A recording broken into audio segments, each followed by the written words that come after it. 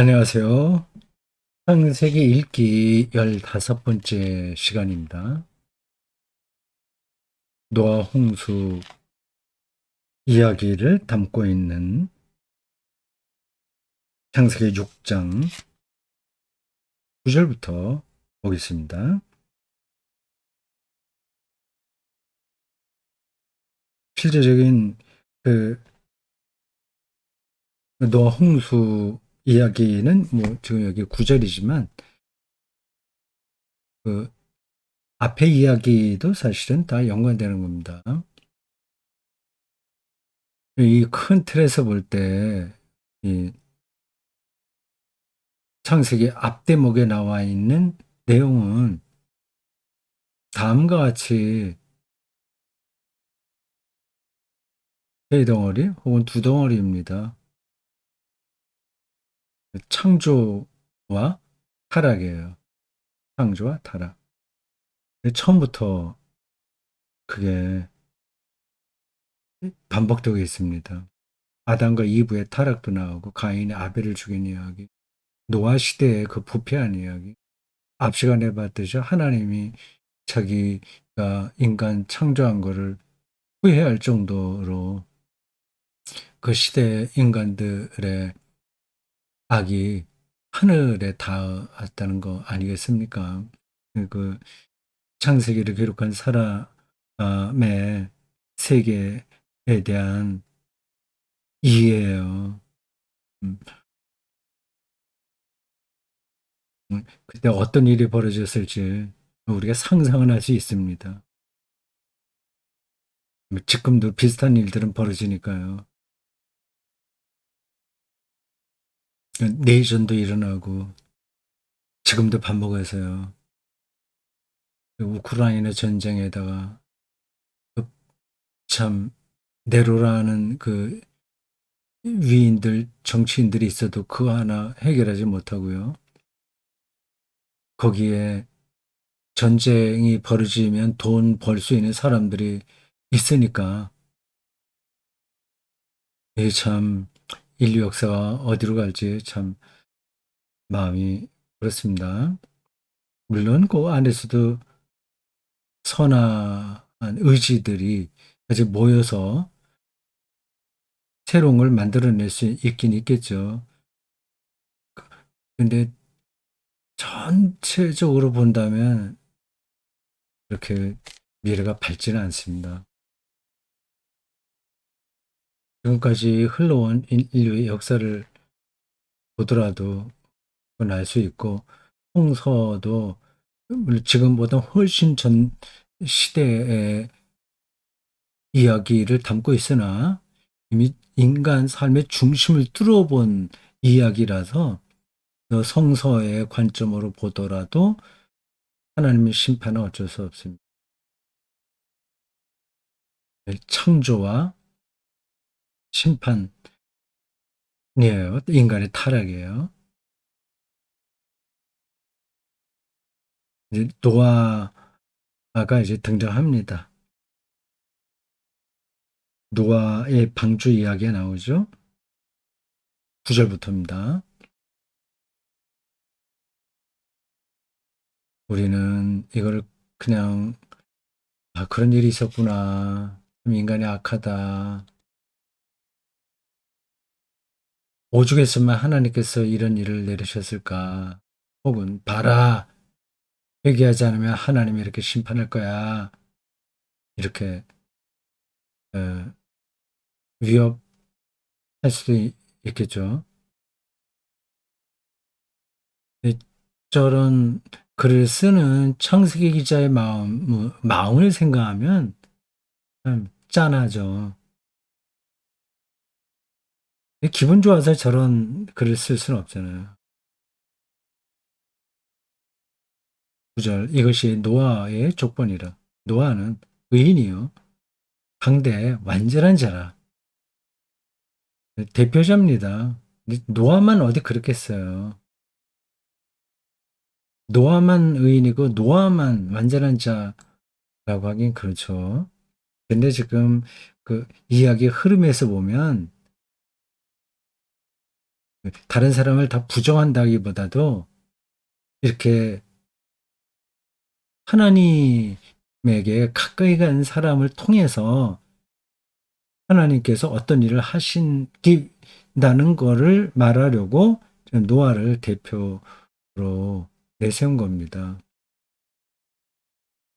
이제 노아 이야기가 끝나야 그 다음에 우리가 잘 알고 있는 이스라엘의 대표적인 족장들 이야기가 나옵니다. 거기 좀 빨리 좀 가고 싶어요. 제가 여기 그래도 여기 요 대목에 머물러 있으니까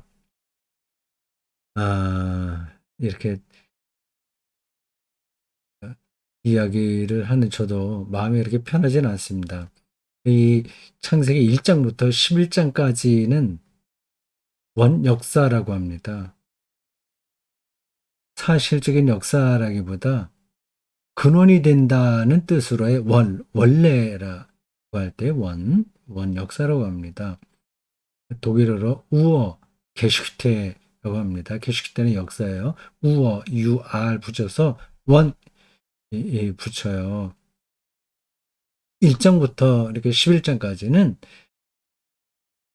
역사가 아니라 역사를 바라보는 근원적인 관점이라고 해야 됩니다. 그리고 관점이 두 가지인 거예요. 하나님의 선한 창조와 인간의 타락. 그게 이제 인류 역사에서 나타나는 거죠. 11장까지 빨리 끝냈으면 좋겠습니다. 여기 너무 오래 제가 질질 끄는 것 같죠? 그리고 이 이야기는 신화적인 내용들이 많이 들어있어서 설명하기도 좀 쉽지는 않아요. 12장으로 가면 됩니다. 빨리 12장 가야 되겠어요. 12장 아브라함이 등장하거든요. 자, 9절. 이것이 노아의 조건이라. 노아는 의인이요 당대에 완전한 자라. 그러나 하나님과 동행하였으며 세 아들을 낳았으니 셈과 함과 야벳이라. 셈함 야벳은 앞에도 나왔잖아요. 여기 5장 32절에 셈함 야벳을 낳았더라 했는데 여기 또 반복되죠. 그러니까 이런 것들을 편집한 사람이 정리를 정확하게 안 했다는 뜻입니다. 아니면 저런 게 고대 유대 사회에서 글쓰기 방식인지도 모르죠. 했더니 이게 또 하더라도 하나도 그게 수준 떨어지는 글이라고 생각하지 않을 수 있죠. 정확하게는 제가 잘 모르겠어요. 셈함 야벳 세 아들입니다. 세 명만 아들을 낳았다는 거는 또 앞에서 제가 짚은 것처럼 다른 그 아담의 후손들 이야기에서 볼 때 자연스럽진 않죠. 뭐 최소한도 수십 명, 뭐 700년, 800년 동안 아기를 낳았으니까 뭐 100명 이상 낳은 사람도 있겠죠. 사실 신화적인 표현입니다. 11절 그때 온 땅이 하나님 앞에 부패하여 포악함이 땅에 가득한지라. 반복된 이야기예요.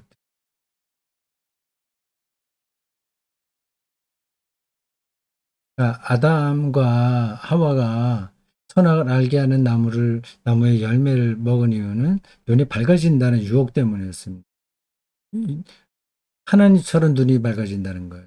그러니까 하나님처럼 선악에 대한 인식 능력을 얻게 된다는 유혹입니다. 근데 피조물에게는 그런 능력이 있으면 안 돼요. 궁극적인 선과 악을 알 수가 없거든요. 사람은요. 아주 간단하게 자기 자식에게 어떤 일이 있을 때 이걸 따끔하게 혼내는 게 아이에게 좋은지 아니면 위로하는 게 좋은 건지 그거를 사람은 판단 못 합니다. 근데 그 선과 악을 자기가 알고 싶다, 알아야 되겠다는 유혹에 결국 넘어가는데 그게 이어져서 결국은 아, 꽉스러워졌다, 인간이. 그 얘기죠.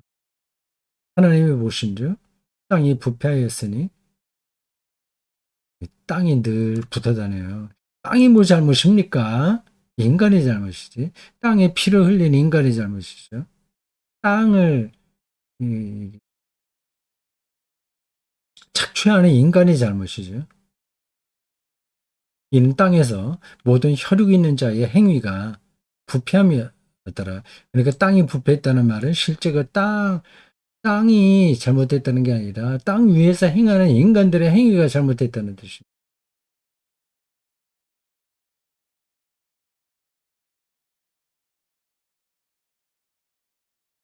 하나님이 노아에게 이르시되 모든 혈육 있는 자의 포악함이 인간을 얘기하겠죠. 동물이라기보다 땅이 가득함으로 그 끝날이 내 앞에 이르렀으니 내가 그들과 함께 땅을 멸하리라. 네, 앞 시간에 말씀드렸 것처럼 기후 위기가 인간 종의 멸망을 불러올 결정적 계기일지도 모릅니다. 뭐 이게 실제로 벌어지기 전까지는 실감 약간씩 전문가들과 아주 예민한 사람만 알지 그렇지 않은 사람들은 별로 차이를 느끼지 못해요. 개구리가 뜨거운 물에 처음부터 들어가는 게 아니라 차가운 물에 들어갔다 미지근하다가 그럴 때 잘 모른다면서요. 그러다가 물이 끓어도 그런가 보다 하다가 거기서 죽는다는 거 아니겠습니까? 근데 비슷한 비유가 이런 게 있습니다. 큰 이제 호수가 있는데 그 연꽃 같은 거, 그 물 위에 떠 있는 풀들 있잖아요. 그게 어떤 그 풀이 그 무슨 뭐라 그러죠? 물 위에 떠 있는 그 잎이 하루에 2장씩 늘어나요. 배가 돼요. 근데 처음에는 1장이었어요. 이틀 되니까 2장이 돼요. 그래 봐야 호수가 너무 넓으니까 뭐 그러나 안 그러나 모릅니다. 호수를 반 채울 때까지 모르는 거예요. 아직도 반이 남아 있는데 반이 어마어마하게 넓으니까. 근데 하루만 지나면 그 반마저 다 덮어버리잖아요. 이 지구의 생태라고 하는 게 그와 비슷합니다. 아주 아슬아슬한 균형을 어, 이루고 있어서 아직은 뭐 그래도 살만하다 생각할지 모르지만 어느 사이에 어떤 일이 벌어질지는 아무도 예상하기 힘들어요. 예상은 지금도 많이 하고 있긴 있는데 그것에 대한 경각심이 그렇게 심각하지는 않습니다. 이 땅이 가득함으로 그 끝날이 내 앞에 이르렀으니 내가 그들과 함께 땅을 멸하리라. 14절 너는 코페르나무로 너를 위하여 방주를 만들되 이 방주가 문제죠. 방주가 문제가 아니라 이 방주에 대한 해석이 문제죠. 교회를 방주라고 주장하는 사람들도 있지 않습니까? 그러니까 교회 와야 그 노아가 구원을 받은 것처럼 구원받는다고 주장하는 사람들이 있지 않습니까? 뭐 지금 뭐 교회가 방주 역할도 제대로 하지 않죠. 이게 제가 뭐 그건 말하고 싶지도 않아요.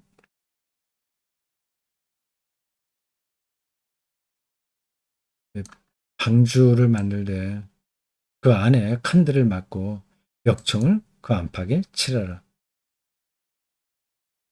구체적인 방법론이 나옵니다. 15절부터.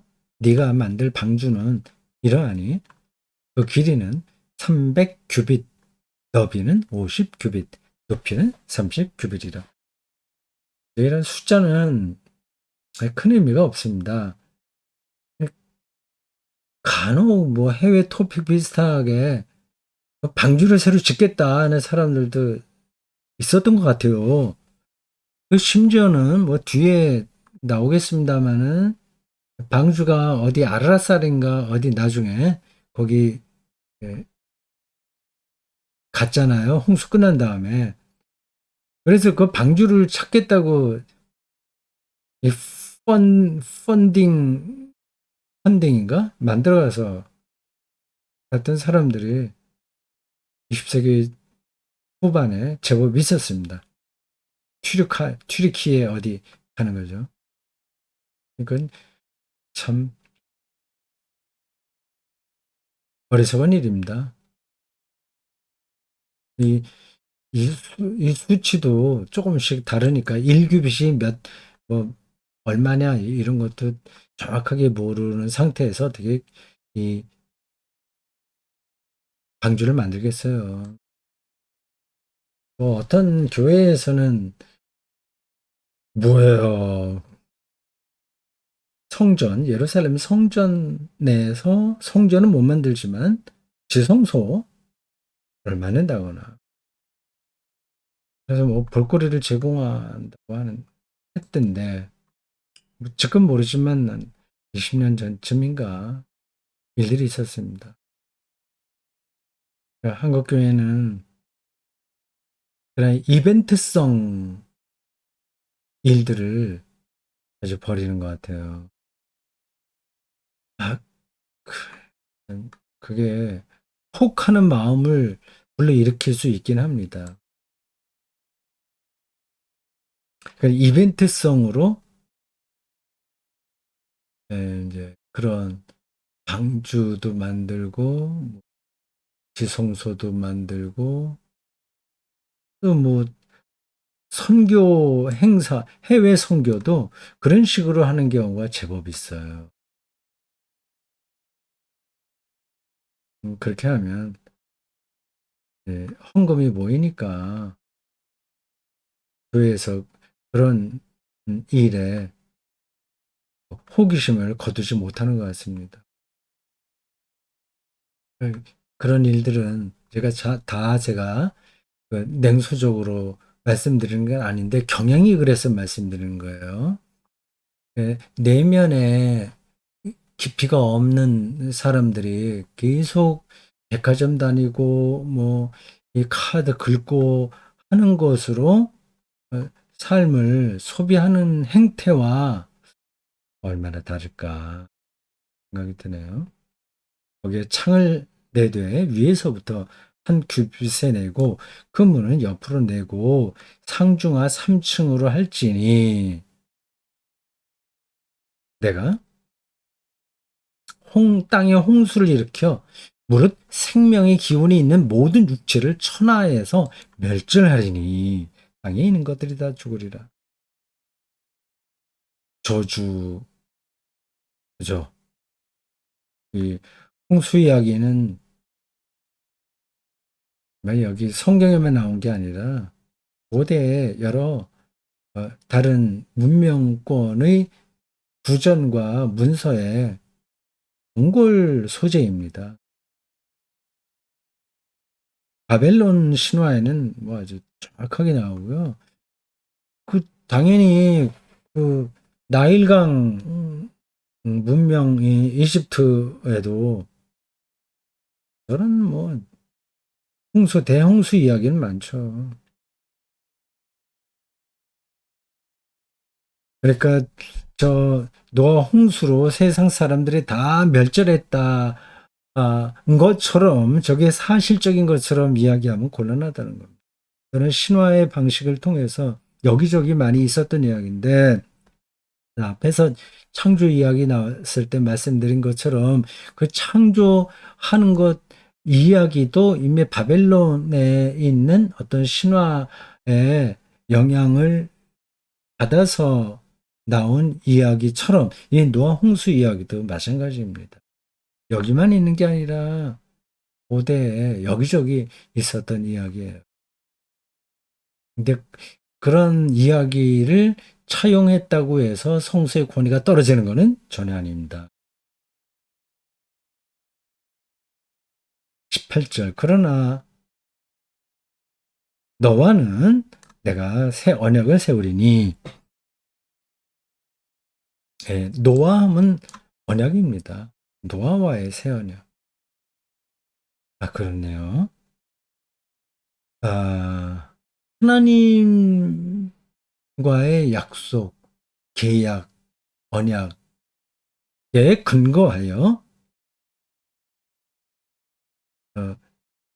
신앙이 형성된 민족이 바로 이스라엘 아닙니까? 그러니까 아브라함도 하나님과의 약속이어서 계속 그게 이어집니다. 근데 여기 노아 전승에 그 단초가 보여요. 그 앞에 나오는 이야기에도 비슷한 그 뉘앙스의 표현들이 있을까요? 제가 지금 막 머리에 떠오르진 않는데, 네, 그건 접어두겠습니다. 여러분들도 생각해 보십시오. 근데 요 대목에서는 분명합니다. 네, 언약을. 그러니까 노아가 이렇게 약속해 주십시오. 이렇게 말한 게 아니라 하나님이 내가 너하고 약속한다. 이렇게 한 거죠. 하나님이 부르시는 거죠. 놀라운 이야기예요. 아브라함도 하나님께서 부르셨다고 하지 않습니까? 이게 다 소명이에요. 모세도 그렇고. 다 그렇습니다. 예수 그리스도도 사실은 소명이죠. 소명 받아서 하나님 나라를 선포하신 거죠. 요한계시록도 그렇고. 언약이에요. 새 언약을 세우리니. 내 언약을. 미안합니다. 이게 내 언약이라고 했는데 제가 습관이 돼갖고 새 언약이라고 얘기했습니다. 구약에 나온 이야기들은 옛 언약, 옛 약속. 그러니까 성경 자체를 그렇게 표현하지 않습니까? 올드 테스타멘트. 테스타멘트가 약속이라는 거니까 언약이라는 뜻이잖아요. 테스타멘트. 올드 테스타멘트, 뉴 테스타멘트. 새 언약이 입에 붙어갖고 한번 읽었습니다. 내 언약을 하나님의 언약을 세우리니 너는 네 아들들과 네 아내와 네 며느리들을 함께 들과 함께 그 방주로 들어가고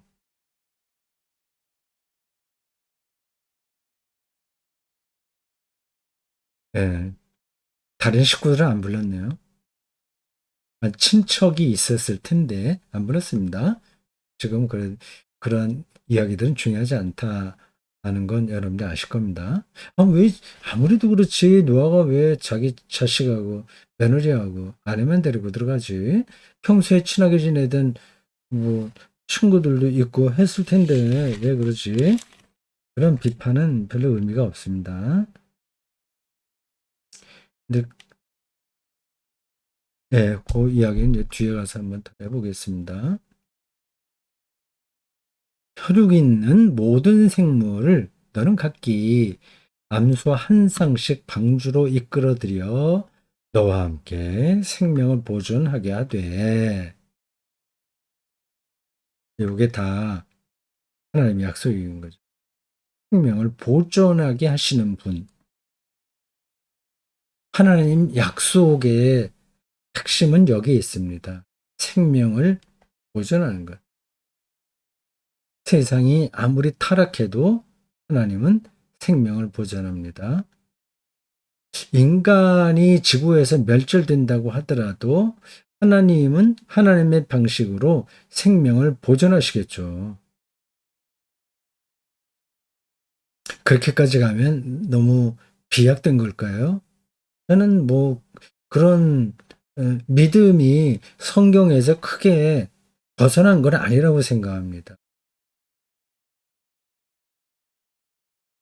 물론 성경은 인류가 멸절되고 이후에 다른 어떤 것들로 대체될 거라는 것을 생각하지 물론 않았지만 성서의 전체 하나님에 대한 그 약속과 그 전망에서 볼 때 지금 방금 말씀드린 그러한 인류 이후의 세계, 인간 종 이후의 세계가 그렇게 성경에서 완전히 동떨어진 거라 할 수는 없어요. 생명을 보존하되 해가 그 종류대로 가축이 그 종류대로 땅에 기는 것이 모두 종류대로 두씩 내게로 나오리니 암수 그 생명을 보존하게 하라. 생명 보존 가장 밑바닥에 있는 하나님 신앙의 실제 내용인 거죠. 너는 먹을 모든 양식을 내게로 가져다가 저축하라.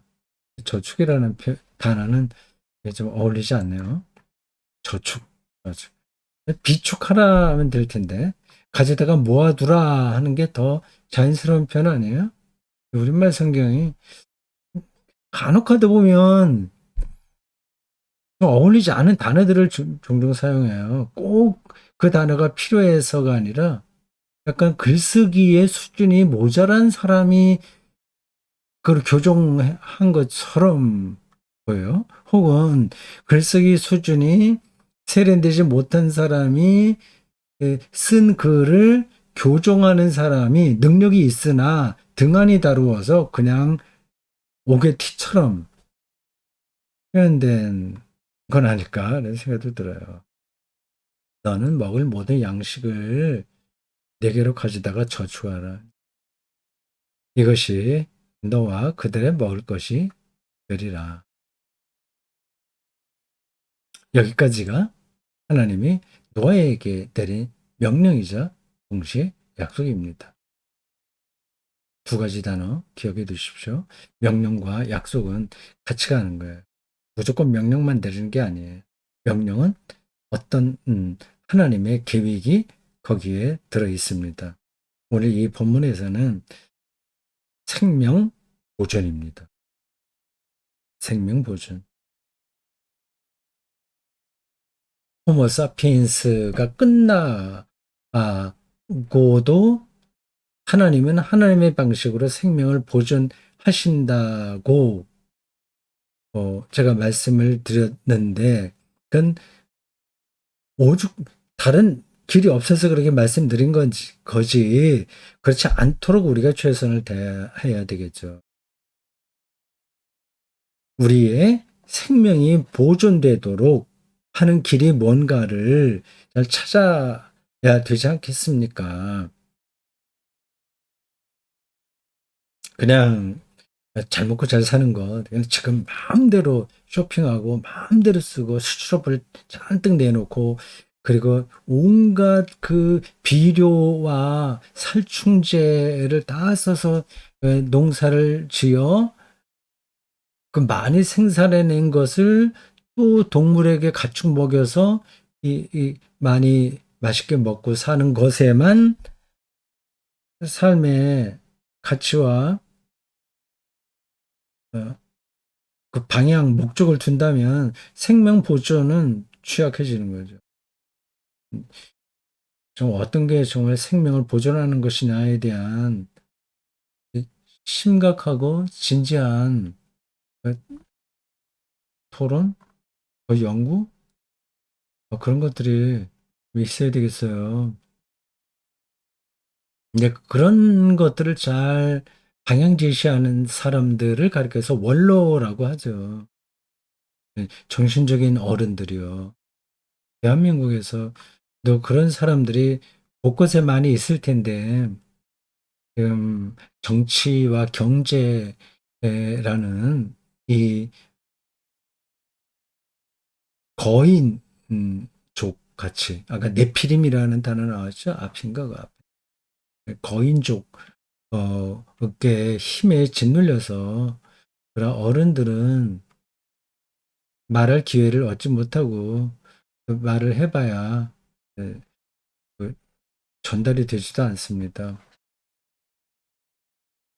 그 상황이 만만치 않네요.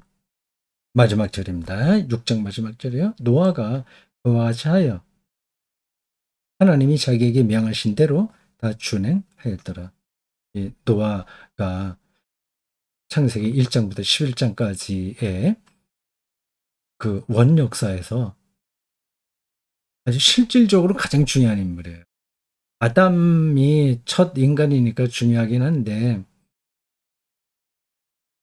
근데 그 타락으로 인해서 그 모든 일들이 다 엉망이 되는 상태에서 그 생명 보존의 그 유일한 기회가 노아에 의해서 현실화된 거죠. 결국 많은 사람들이 인간을 구원하지는 않은 것 같습니다. 노아 같은 사람이요. 한두 사람에 의해서 세상이 달라질 수도 있겠죠. 하나님이 자기에게 명하신 대로 다 준행한 노아. 다행입니다. 저런 사람이 있으니까요. 오늘 여기까지 하겠습니다.